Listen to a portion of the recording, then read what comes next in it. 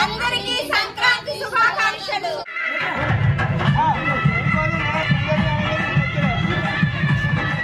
అందరికీ నమస్కారం అండి. నేను మీ Visalakshi. Welcome to Mother's Promise. మా ఊరి సంక్రాంతి సంబరాల్లో ముందుగా మేము సంప్రదాయబద్ధంగా సంక్రాంతి ఎలా చేసుకుంటామో వీడియో పెట్టాను కదండి. ఇది రెండో వీడియో. సంక్రాంతి రోజున పొంగలి నివేదన అలాగే ముగ్గులు పోటీలు జరిగాయి. అంతేకాకుండా మేము సంక్రాంతికి గొబ్బెమ్మలను పెడతాం కదా, వాటి గురించిన విశేషాలు అలాగే ముగ్గులు పోటీల్లో విజేతలు ఎవరెవరైతే నిలిచారో వాళ్ళకి ఇచ్చిన బహుమతుల గురించి అన్నీ కూడా ఈ వీడియో ద్వారాగా షేర్ చేసుకుంటున్నానండి.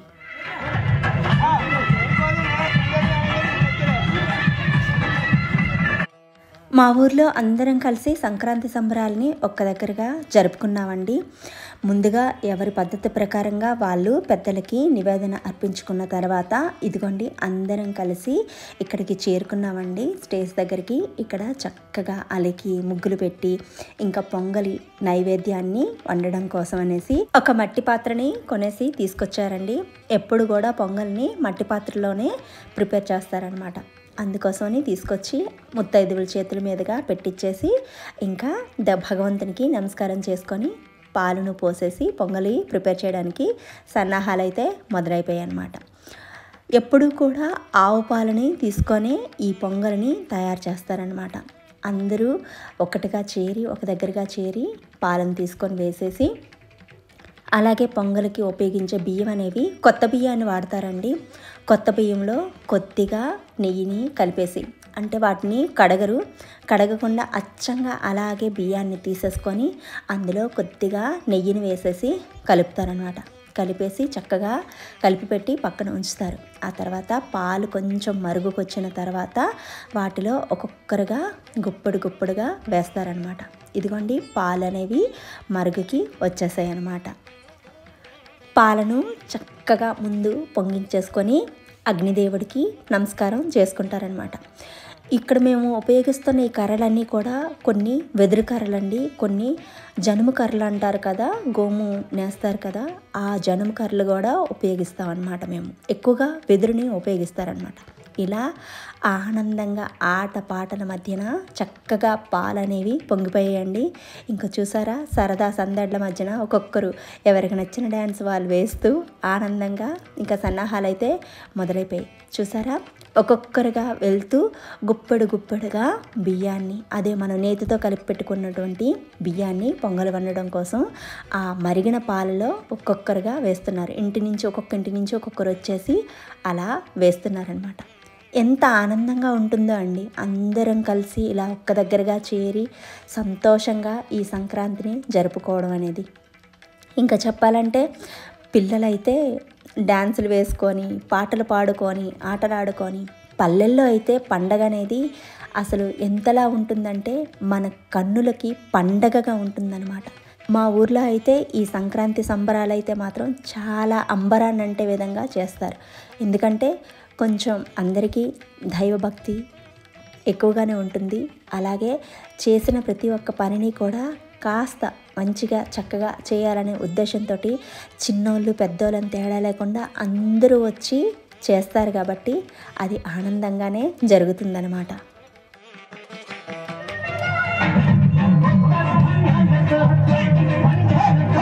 చిన్నపిల్ల దగ్గర నుంచి పెద్దవాళ్ళ వరకు కూడా వయసు తారతమ్యాలు అనేవి లేకుండా ఆనందంగా ఈ సంక్రాంతిని జరుపుకుంటారు.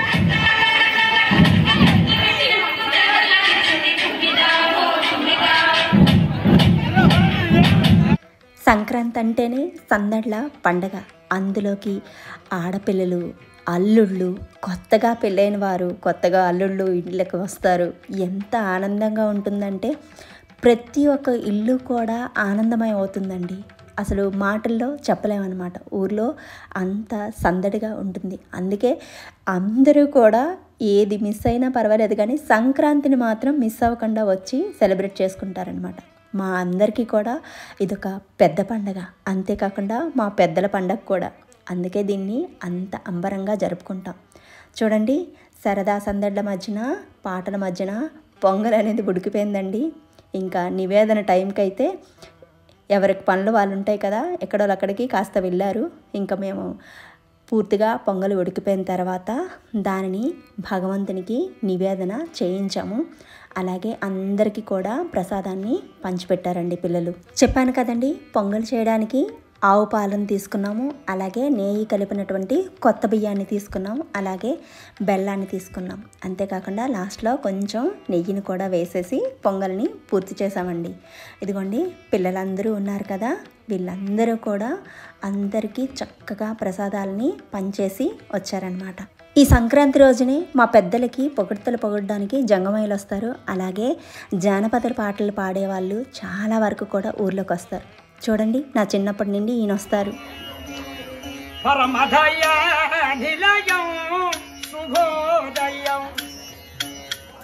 పరమేశ్వర తనయం సురహరవదియం భగే భగేయం పరమదయ నిలయం శుభోదయం సకల లోక కళ్యాణదాయక సామధాక సంచారనాయకం సకల లోక కళ్యాణదాయక సామధాక సంచారనాయకం శ్రీవిధ సర్వవిధ చతురామమూర్తి సేయద చరితం పరమభయ నిలయం శుభోదయం. చూసారా, అతని గొంతు నుంచి ఎంత చక్కగా ఆ కీర్తనలు అనేవి వెలువడుతున్నాయో. వాళ్ళు పెద్దగా చదువుకోలేదండి, రాయడం చదవడం కూడా చాలా వరకు వాళ్ళకి రాదు. కానీ వాళ్ళలో వాళ్ళే ఆ వాక్యాలని ఏర్పరచుకొని వాటికి ఒక రాగం, తానం, పల్లవి అన్నట్టుగా వాళ్ళు ప్రిపేర్ చేసుకొని ఎంత బాగా పాడుతున్నారంటే, నా చిన్నప్పటి నుంచి కూడా ఇతను ఒకరు వస్తారు, ఇంకొక అతను వచ్చేవారు. బుడబుక్కులు అంటారు కదండి, ఇలాగా డుబురు వాయించుకొని వస్తూ ఉంటారు బుడబుక్కులు అనేసి, వాళ్ళు కూడా వచ్చేవాళ్ళు. ఇప్పుడు వాళ్ళందరూ కూడా చాలా వరకు కూడా కనుమరుగైపోయారనమాట. మనకి సంబంధించినంత వరకు కూడా జానపద కళలు అనేవి రాను రాను కనుమరుగైపోతున్నాయండి. అదేంటో అర్థం కావట్లేదు. కళలను పెంచి పోషించేటటువంటి విజయనగర సామ్రాజ్యంలో ఉన్నటువంటి దగ్గరలో ఉన్న శ్రీకాకుళం జిల్లా మాది. అలాంటిది కళలు అనేవి రోజు రోజుకి కరువైపోతున్నాయండి. బాధగా ఉన్నా సరే ఏం చేస్తాం, అంతే మరి. ఎందుకంటే ఇప్పుడు చదువుకొని ఉద్యోగం చేసుకుంటేనే మన బ్రతుకు తెరువు అనేది ఉంది కదా. ఇలాంటి కళలను నమ్ముకొని జీవితాలని వెళ్ళబుచ్చుకోలేరు కదా. అందుకనే ఏమోనే ఈ కళలన్నీ కూడా మరుగున పడిపోతున్నాయి.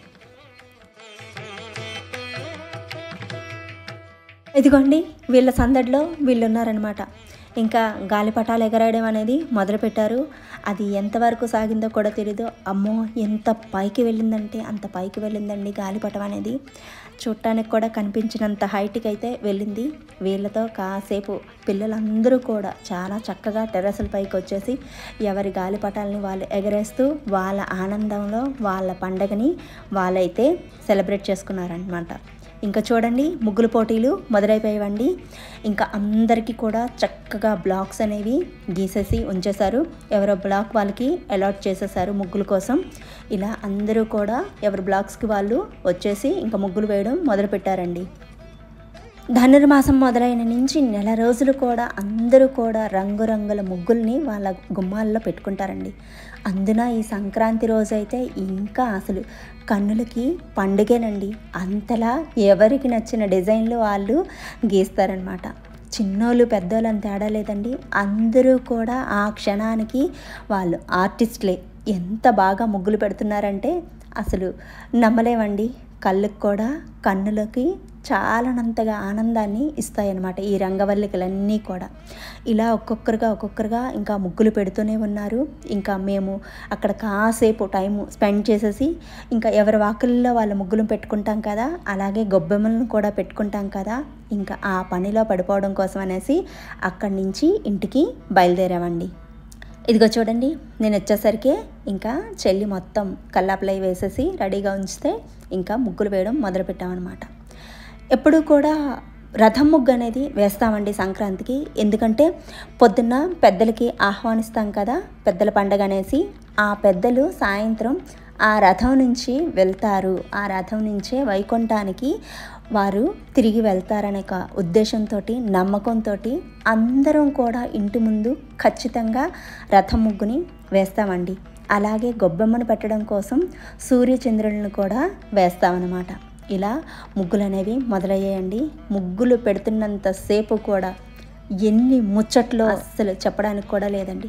సరదాగా హుషారుగా నవ్వుతూ తూలుతూ తుల్లుతూ ఆహా ఆ ఆనందమే వేరండి. ఎందుకంటే ఈ ఆనందాలన్నిటినీ కూడా మూట కట్టుకొని తిరిగి ఎక్కడ ఉంటే అక్కడికి తీసుకొచ్చుకొని ఈ ఆనందాలన్నిటినీ కూడా నెమరు వేసుకొనే జీవితాన్ని ముందుకు సాగించుకుంటానండి. నాకు చాలా ఇష్టం. ఎందుకంటే ఎప్పుడూ కూడా నేను జీవితంలో గుర్తుపెట్టుకున్నది నాకు సంతోషం కలిగించే విషయాలని ఎక్కువగా గుర్తుపెట్టుకోవడానికి చూపిస్తానండి ఆసక్తి. ఇలా ఒకరి తర్వాత ఒకరుగా ముగ్గులు అన్నీ కంప్లీట్ చేసుకుంటూ వస్తున్నామండి. చూసారా రథం ముగ్గు బాగుంది కదా, అయిపోయింది. ఇదిగోండి మా అనూష వేస్తుంది ముగ్గులు. తనైతే కలర్స్ వేస్తుంది, తను కూడా ముగ్గులు బాగా వేస్తుంది. మేము ముగ్గులు వేస్తున్నంతసేపట్లో ఇంకా చెల్లి గొబ్బెమ్మల కోసం తయారు చేస్తుందనమాట. గొబ్బెమ్మల్ని చక్కగా ఆవు పేడను తీసుకొస్తామండి. ఆవు పేడను తీసుకొచ్చేసి దానిపైన సంగమేశ్వర స్వామి పువ్వులు అంటామండి మేము ఇవి. శ్రీకాకుళం జిల్లా మొత్తం కూడా గొబ్బెమ్మలు పెట్టేటప్పుడు ఈ సంగమేశ్వర స్వామి పువ్వుల్ని పెట్టేసి పెడతారనమాట. ఎందుకంటే మామూలుగా అయితే బంతి పువ్వులు అవన్నీ పెట్టేసి పెడతారు కదా, మా ఆనవాయితీ ప్రకారంగా ఈ సంగమేశ్వర స్వామి పువ్వులు పెడతాం. అలాగే చిక్కుడుకాయలతో రథాలను కూడా చేస్తాము. చెప్పాను కదా రథం ద్వారాగా పెద్దలు వెళ్తారు కదా అనేసి నానమ్మ వాళ్ళు చెప్పేవాళ్ళు అనమాట. ఈ చిక్కుడుకాయలతో రథం చేస్తే అలాగే ఆ రథం ముగ్గు వేసేసి ఆ పైన ఈ గొబ్బెమ్మలను పెడితే వాళ్ళు ఆ రథం ఎక్కి వెళ్తారనేసి నానమ్మ చెప్పిందనమాట. ఇదిగోండి ఇలా మేము కాస్త రౌండ్గా వేసేసి దానిలో ముగ్గుపిండి ఎక్కువగా వేస్తాం. దాన్ని సూర్యుడు అంటామండి. అర్ధచంద్రాకారం వేస్తాము, అది చంద్రుడు అనమాట. సూర్యచంద్రులతో కలిపి మేము ఇలా వేసేసి గొబ్బెమ్మల్ని పెడతామన్నమాట. గొబ్బెమ్మల్ని ఫస్ట్గా పెట్టేసి ఆ తర్వాత వాటికి ఇరువైపులా చేసుకున్న చిక్కుడుకాయ రథాన్ని పెట్టేసి ఆ తర్వాత దీపాన్ని వెలిగిస్తాం. అంతేకాకుండా హారతినిచ్చి ధూపాన్ని వేసి ప్రసాదాన్ని కూడా పెడతాం. అలాగే కొద్దిగా మంచినీళ్ళను కూడా పెడతామండి. పొద్దున్న పెద్దల్ని ఆహ్వానిస్తాం కదా, వస్తారు కదా, వాళ్ళు మళ్ళీ వెళ్తున్నారు కదా, వాళ్ళు వెళ్ళేటప్పుడు వాళ్ళకి దారిని చూపే విధంగా ఉండడం కోసం ఆ దీపాన్ని వెలిగిస్తామంట. అంతేకాకుండా ప్రసాదం ఎందుకు పెడతారు నానమ్మ అని అడిగితే వచ్చే పెద్దలకి మధ్యలో ఆకలి వేయకుండా వాళ్ళ దాహాన్ని తీర్చుకునే విధంగా ప్రసాదాన్ని పెడతారు. అలాగే వాళ్ళ దాహం తీర్చుకునే విధంగా మంచినీళ్ళను కూడా పెడతారు. చూసారా ఎంత అర్థం పరమార్థాన్ని పెద్దలు వివరించారో. ఎప్పుడూ కూడా మనం చేస్తున్న ఏ పనిలో కూడా ఒక మంచిని వెతుక్కోవాలండి, ఒక పాజిటివ్ని వెతుక్కోవాలి. ఎందుకంటే ఏదో గుడ్డిగా చేసేస్తున్నామని కాకుండా ఇది ఎందుకు చేస్తున్నామో అని ప్రశ్నించుకొని దానికి ఆన్సర్ని వెతుక్కొని దానిని పూర్తి చేయాలన్నమాట. నేను ఎప్పుడూ కూడా ఏది చేసినా సరే ఇది ఎందుకు చేస్తున్నారని ముందు ప్రశ్నించి దానిలోని అర్థాన్ని గ్రహించి అది నాకు కన్విన్స్గా ఉంటేనే నేను చేస్తానండి, లేకపోతే అసలు చేయను. ఎందుకంటే ఎప్పుడూ కూడా నేను ఎవరో చెప్పారని ప్రెషర్తో కానీ చేయడంతో కానీ అలా ఎప్పుడు నేను చేయను. దానిలోనున్న అర్థం పరమార్థాన్ని వెతుక్కొని మాత్రమే ఏదైనా చేస్తానన్నమాట. ఇలా చక్కగా సంక్రాంతి గొబ్బెమ్మలను పెట్టేసి కాస్త గొబ్బెమ్మల పాటలు పాడుకొని పెద్దలకి నమస్కారం చేసుకొని వాళ్ళకి సాగనంపామండి.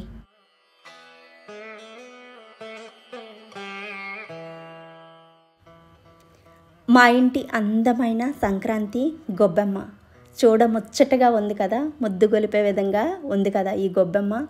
ఇలా దీని చుట్టూ కాసేపు పాటలు పాడుకుంటూ తిరుగుతూ అందరం చక్కగా ఆనందంగా గడిపాము. ఆ తర్వాత పిల్లలైతే మాత్రం క్రేకర్స్ అన్నీ బయటికి తీశారండి. దీపావళికి కొంచెం మిగిలిపోయిన క్రేకర్స్ అన్నీ బయటికి తీసేసి వెలిగించారు. ఇదిగో చూడండి మా పెద్ద మేనత్త అనమాట, మా నాన్న వాళ్ళ సిస్టర్. ఆవిడే మా ఇంటికి పెద్ద ఆడపడుచు అనమాట. అంటే మా అందరికంటే ఫస్ట్ ప్లేస్ ఆవిడదే అనమాట ఇంటికి. ఇలా అందరు ముగ్గుల్ని చూసుకుంటూ అందరూ కూడా క్రేకర్స్ అనేవాళ్ళు ఒకరికొకరు కాలుస్తూ ఉన్నారనమాట. ఇలా అందరం కలిసి ఆనందంగా సంతోషంగా ఇలా బాణాసంచాని కాల్చామండి. కాసేపు అమ్మ చేసిన వంటలను కూడా అందరం కలిసి కాసేపు తిన్నామన్నమాట. ఇదిగో చూడండి ఇదంతా మా సైన్యమే. ఇంకా ఒక్కొక్కరుగా పెట్టిన గొబ్బెమ్మల్ని చూసుకుంటూ అలాగ ఒక్కొక్కరు వేసిన ముగ్గుల్ని కూడా చూసుకుంటూ వెళ్తున్నాం అనమాట. అదేంటో అలవాటండి. ప్రతి ఒక్కరి ముగ్గుని చూడటం, ఎవరెవరు ఏమేమి ముగ్గులు వేశారా, గొబ్బెమ్మలు ఎలా పెట్టారు, ఏం చేశారనేసి చిన్నప్పటి నుంచి కూడా చూడటం అనేది అలవాటు. చూసారా అందరి వాకళ్ళు ఎంత అందంగా మారిపోయి ఉన్నాయో. అందరింటి ముందు వాళ్ళు పెద్దలు వెళ్ళడానికి రథాలు, గొబ్బెమ్మలు ఎంత సందడిగా సంతోషంగా ఉంటుందో. వీధిలోకి నుంచి బయటకు వచ్చి చూస్తే మాత్రం ఆనందంగా ఉంటుందన్నమాట. ఈ ఆనందం సరదా సందడి మధ్యలోనే ఇంకా ముగ్గురు పోటీల్లో విజేతల్ని ప్రకటిస్తున్నారండి. ఇంకా అనౌన్స్మెంట్ అనేది మైక్లో విన్నాము. ఇంకా అసలు ఆగలేదనమాట. పరిగే పరుగు, అక్కడి నుంచి పరుగు తీసుకుంటూ ఇంకా వీధిలోకి వచ్చామన్నమాట. ఇది వీధి అనమాట, మేముంటుంది కాలనీ అనమాట. ఇంకా వచ్చేసి ఇక్కడ అన్ని ముగ్గులకి 1 by 1గా ఇంకా వీడియోస్ తీసుకుంటూ ఏ ముగ్గు బాగుంది, ఏ ముగ్గు బాగుంది, ఏ ముగ్గుకి ఫస్ట్ ప్రైజ్ ఇచ్చారు, ఏ ముగ్గుకి సెకండ్ ప్రైజ్ ఇచ్చారు, ఇవన్నీ ముచ్చట్లు ఆడుకుంటూ, అరే దీనికి ఫస్ట్ ప్రైజ్ ఇచ్చారా, ఎందుకు ఇచ్చారు, ఈ ముగ్గు అంత బాగాలేదు కదా, అరే దీనికి సెకండ్ ఎందుకు ఇచ్చారు, ఇలా డిస్కషన్స్ పెట్టుకుంటూ చేసుకుంటూ ఇంకా స్టేజ్ దగ్గరికి వచ్చాం. ఇంకా విజేతల్ని ప్రకటిస్తున్నారండి. కమిటీ వాళ్ళు ఒక 3-4 మెంబర్స్ని అరేంజ్ చేశారు. వాళ్ళు అకార్డింగ్గా మార్కులు వేశారు ముగ్గులను చూసి. ఇంకా వాళ్ళు వేసిన మార్కుల ప్రకారంగా గిఫ్ట్స్ అయితే అందరికీ ఇచ్చారనమాట. మొత్తం 5 గిఫ్ట్లు ఇచ్చారండి. 1st, 2nd, 3rd, 4th, 5th అలా 5 గిఫ్ట్లని ప్రకటించారనమాట. ఇంకా అందరి కోలాహలం మధ్యన చక్కగా ఈ బహుమతుల ప్రదానం అనేది జరిగింది. చూసారా ప్రతి ఒక్క ఇంటికి ముందు గొబ్బెమ్మలు ఎలా కనిపిస్తున్నాయో, దీపాలతో అందంగా కనిపిస్తున్నాయి కదా. చూస్తున్నారా వెనక నుంచి ఎంత బాగా కనిపిస్తున్నాయి కదా. ఇలాగే ఉంటుందండి సంక్రాంతి సందడి అనేది ఊర్లలో. ఎంత ఆనందంగా ఉంటుందంటే అసలు తినబుద్ధి కాదండి, కడుపు అంత ఫుల్ అయిపోతుంది అనమాట ఈ ఆనందాన్ని చూసేటప్పటికే.